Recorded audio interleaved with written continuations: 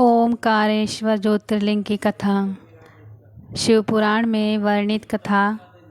एक बार मुनिश्रेष्ठ नारद ऋषि घूमते हुए गिरिराज विंध्य पे पहुंच गए। विंध्य ने बड़े आदर सम्मान के साथ उनकी विधिवत पूजा की। मैं सर्वगुण संपन्न हूँ, मेरे पास हर प्रकार की संपदा है, किसी वस्तु की कमी नहीं है। इस प्रकार के भाव को मन में लिए विंध्याचल नारद जी के समक्ष खड़ा हो गया।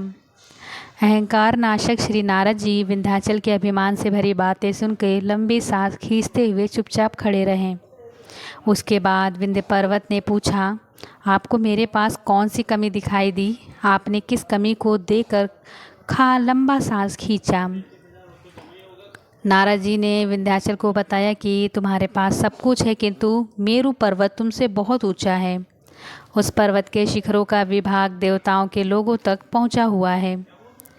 मुझे लगता है कि तुम्हारे शिखर के भाग वहां तक कभी नहीं पहुंच पाएंगे। इस प्रकार कह के नारद जी वहां से चले गए। उसकी बात सुनकर विंध्याचल को बहुत पछतावा हुआ। वह दुखी होकर अपने मन में शोक करने लगा। उसने निश्चय किया कि अब वह विश्वनाथ भगवान सदाशिव की आराधना और तपस्या करेगा। इस प्रकार विचार करने के बाद वह भगवान शंकर जी की सेवा में चला गया। जहाँ पे साक्षात ओमकार विद्यमान थे, उस स्थान पे पहुंचकर उसने प्रसन्नतापूर्वक पार्थिव मिट्टी की शिवलिंग बनाई और 6 महीने तक लगातार पूजन में तन्मय रहा। वहाँ शंभु की आराधना पूजा करने के बाद निरंतर उनके ध्यान में तल्ली हो गया और अपने स्थान से इधर उधर नहीं हुआ। उसकी कठोर तपस्या को देखकर भगवान शिव उस पर प्रसन्न हो गए। उन्होंने विंध्याचल को अपना दिव्य रूप प्रकट कर दिखाया, जिसके दर्शन बड़े बड़े योगियों के लिए भी अत्यंत दुर्लभ होता है। सदाशिव भगवान प्रसन्नतापूर्वक विंध्याचल से बोले, विंध्य, मैं तुम पे बहुत प्रसन्न हूँ। मैं अपने भक्तों को उनका अभिष्ट वर प्रदान करता हूँ, इसलिए तुम वर मांगो। विंध्य ने कहा, देवेश्वर महेश, यदि आप मुझ पे प्रसन्न हैं तो भक्तवश हमारे कार्य की सिद्धि करने के लिए अभिष्ट बुद्धि हमें प्रदान करें। विंध्य पर्वत की याचना को पूरा करते हुए भगवान शिव ने उससे कहा कि पर्वतराज, मैं तुम्हें उत्तम बुद्धि प्रदान करता हूँ। जिस प्रकार का काम करना चाहो वैसा कर सकते हो। मेरा आशीर्वाद तुम्हारे साथ है। भगवान शिव ने जब विंध्य को उत्तम वर दिया तो उसी समय देवगण, शुद्ध बुद्धि, निर्मल चित्त वाले ऋषिगण भी वहाँ आ गए।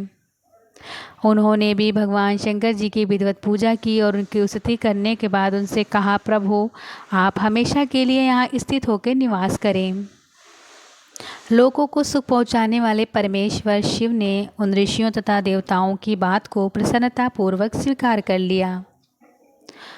वहाँ स्थित एक ही ओकारलिंग 2 स्वरूपों में विभक्त हो गया। प्राणों के अंतर्गत जो सदाशिव विद्यमान हुए उन्हें ओकार नाम से जाना जाता है। इसी प्रकार पार्थिव मूर्ति में जो ज्योति प्रतिष्ठित हुई वो परमेश्वर लिंग के नाम से विख्यात है। परमेश्वर लिंग को ही अमलेश्वर भी कहा जाता है। इस प्रकार भक्तजनों को अभिष्ट फल प्रदान करने वाले ओमकारेश्वर और परमेश्वर नाम से शिव के ये ज्योतिर्लिंग जगत में प्रसिद्ध हुए।